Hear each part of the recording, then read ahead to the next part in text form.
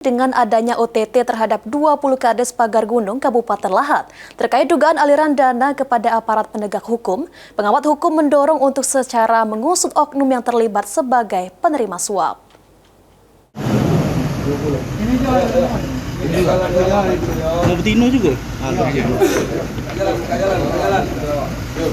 Jalan cak tadi lah.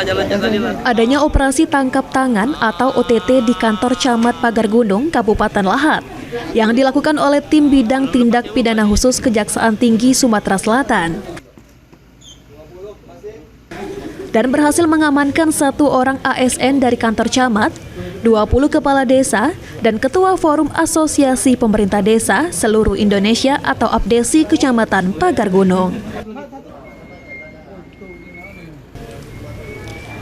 Terkait adanya dugaan aliran dana kepada aparat penegak hukum dengan dana yang diduga berasal dari anggaran dana desa.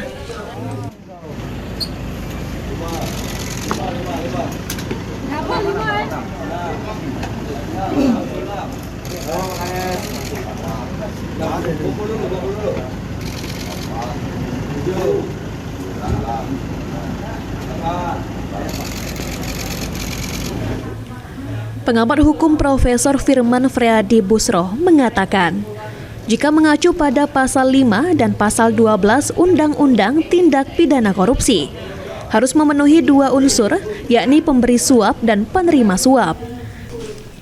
Sehingga tim penegak hukum dalam hal ini Kejati Sumatera Selatan harus dapat segera mengusut oknum yang terlibat sebagai penerima suap.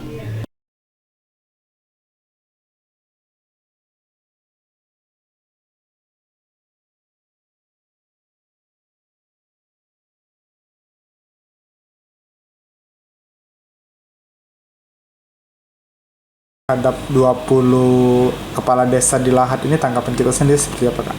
Ya, baik, saya mengamatinya dari pemerhati hukum, di mana dari OTT tersebut diduga adanya upaya percobaan penyuapan, di mana 20 kades tersebut diindikasikan akan melakukan penyuapan.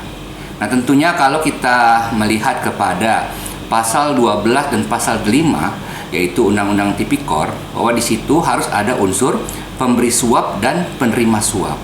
Nah, patut diduga bahwa 20 Kades OTT ini adalah terindikasi melakukan tindak pidana pemberian suap, dan yang harus dikejar di sini adalah siapa yang melakukan atau menerima suap tersebut.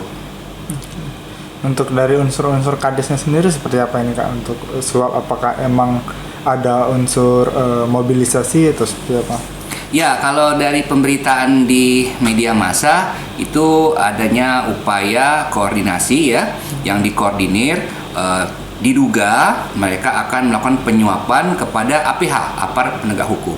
Nah, kita belum tahu dan kejaksaan belum mengungkap siapa ya APH di sini yang dimaksud. Ini yang menurut saya harus dikejar. Karena apabila hanya pemberi suap sebagaimana diatur di dalam pasal 5 Undang-Undang Tipikor itu hanya diancam dengan pidana maksimal 5 tahun. Dan ini belum selesai pidananya.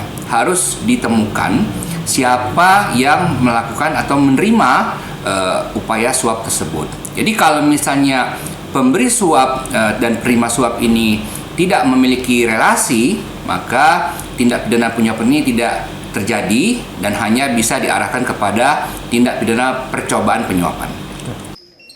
Bang, apa itu, Bang? Selain itu, menurut Firman, dengan adanya OTT terhadap 20 kepala desa harus menjadi perhatian bagi setiap kepala daerah untuk melakukan pengawasan kepada unsur pemerintahan agar terhindar dari tindak pidana korupsi. Eki Saputra, PAL TV.